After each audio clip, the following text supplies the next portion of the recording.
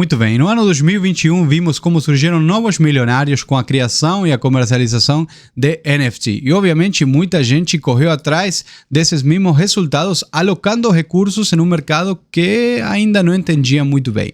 Obviamente o 2022 chegou e a correção também, e deixou em evidência a diferença entre especulação e investimento.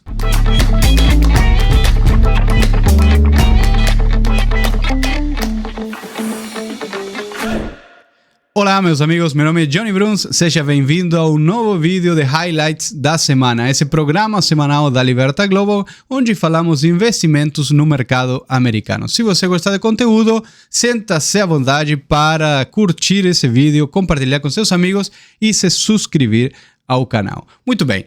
Primeiramente, começar falando de o que são os NFT. NFT, basicamente, tokens não fungíveis. São tokens que estão encriptados dentro da tecnologia blockchain e isso otorga para eles algumas características que podem chamar a atenção dos investidores. Uma delas é que são indivisíveis. Outra coisa é que são exclusivos e eles não podem ser replicados, e obviamente como é um código único em cada um deles, isso faz com que exista de fato uma escassez. Agora, na prática, temos que começar a avaliar se isso de fato é tão assim, ainda mais depois de ver os fraudes que aconteceram no meio, mas já vamos falar um pouco mais disso. Então, o que as pessoas faziam com os tokens? Os tokens podem representar ativos, de fato, da vida real. Inclusive, se fizeram operações de imóveis ou também de obras de arte. E isso, o que, segundo os expertos, o que garantizava era uma operação, uma transação muito mais transparente e segura por causa da tecnologia blockchain. E vou compartilhar com vocês aqui, por exemplo, o caso de Gary Vee, que fez aí 90 milhões em 90 dias. Era tão forte essa tendência que nós estamos vendo. Inclusive, eu conheço pessoalmente dois casos muito particulares aqui nos Estados Unidos. Um deles, uma família amiga que comprou basicamente a casa deles, algo assim como $900 mil, através de operações com NFT, comprando e vendendo NFT em um ciclo de alta, né? Claramente, já vamos falar mais disso. E outra família, onde a pessoa estava praticamente sem emprego, recebendo os cheques de estímulo que se entregaram aqui nos Estados Unidos pós-pandemia e tudo mais, e a pessoa estava investindo em NFT e fazendo trading com NFT. Então, olhem até o ponto que isso aqui chegou. Não é só aquele investidor que se dedicava 100% a NFT e vivia do trading, sino também aquela pessoa que estava sem emprego, recebendo o cheque de estímulo e investindo nesse mercado. Quando a gente olha isso aí, olha, por exemplo, também esse quadro, os primeiros 5 mil dias, né, essas 5 mil obras de arte, que foi vendido aí em 69 milhões de dólares, um pouco mais de 109 milhões de dólares. As pessoas começavam a se sentir mal por não estar dentro desse mercado que estava entregando tantos rendimentos, né, a quem estava investindo nele. Agora bem, vamos falando do gráfico, que é uma coisa que a gente gosta nós do mercado.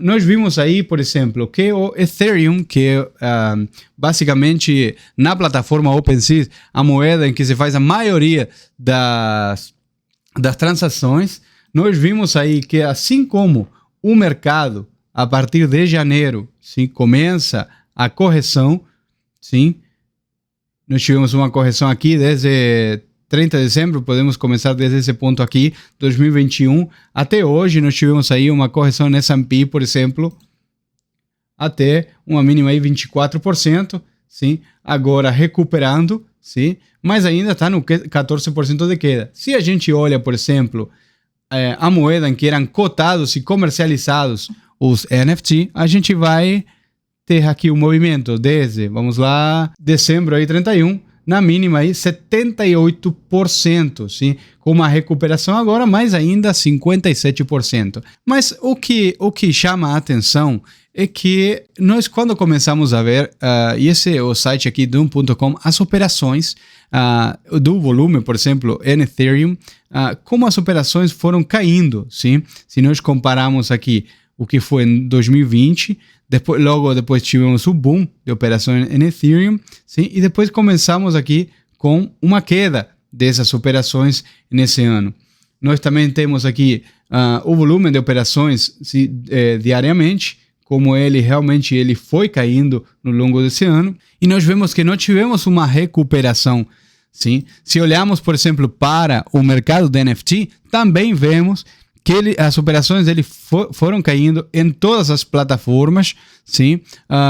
E não só isso, não só o volume de negociações está caindo, sino também que agora as negociações predominantes são por parte dos vendedores e não dos compradores, pessoas que realmente querem se desfazer de aquele investimento. Então é importante nós olharmos o contexto. Sim? Nós vimos de um cenário econômico nos últimos anos com taxas muito baixas, obviamente isso vai gerar um aumento na atividade econômica, muito barato era a possibilidade de você se endividar para projetar, para empreender, para colocar novos negócios, para refinanciar dívidas anteriores.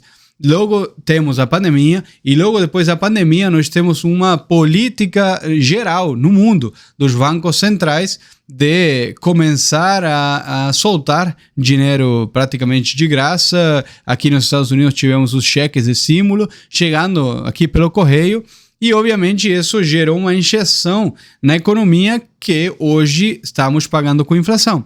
Muito bem, o que o Banco Central fez para isso? Começou a apertar a taxa, aumentar a taxa de juros. O problema disso é até que ponto você consegue aumentar a taxa de juros sem a economia falir. Sim?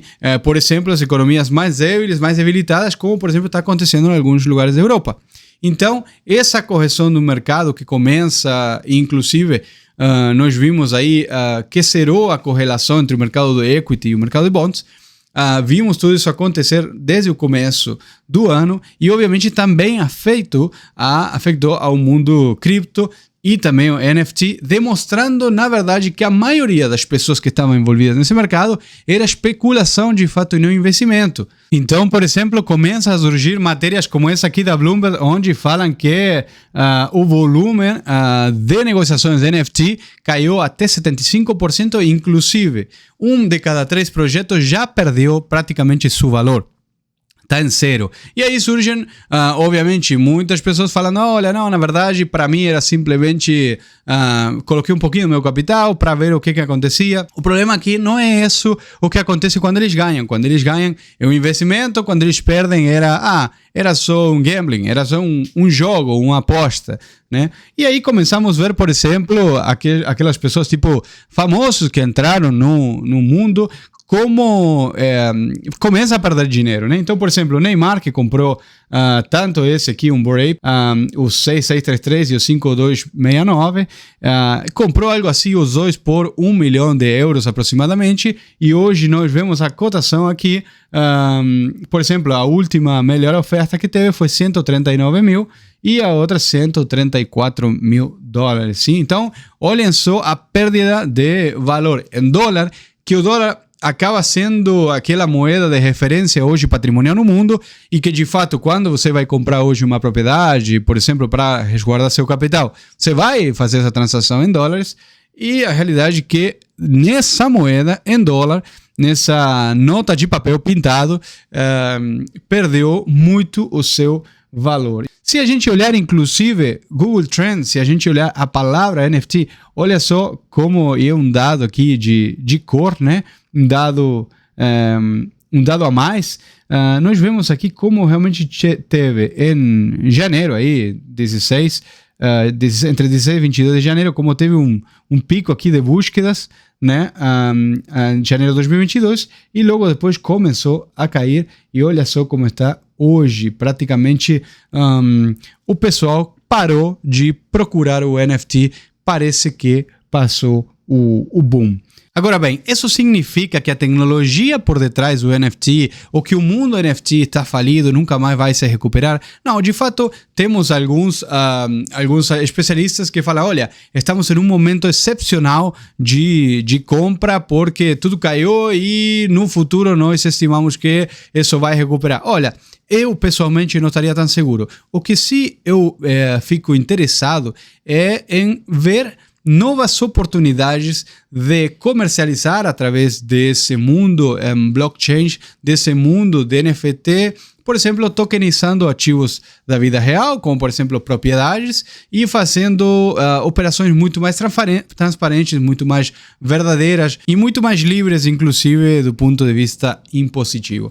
Mas isso obviamente vai ser coisa do futuro. É muito importante nós enxergarmos o problema de pensar em qualquer tipo de febre que tenhamos no mercado como investimento e não como especulação. Olha, é muito importante entender como as bolhas funcionam, como elas se estouram e como nós podemos proteger os nossos investimentos. Se você quiser, por exemplo, especular com pequena porcentagem protegido da sua carteira em alguma nova febre que surge aí na sociedade, você vê que isso poderia ser uma oportunidade, o ideal é fazer os números, fazer um excelente controle de risco e aí você decide se quiser alocar ou não naquela febre do momento. Mas se, como Warren Buffett dizia, eu não invisto naquilo que eu não conheço. Então, como perfil do investidor, é muito importante você avaliar se de fato essa especulação, esse investimento, eles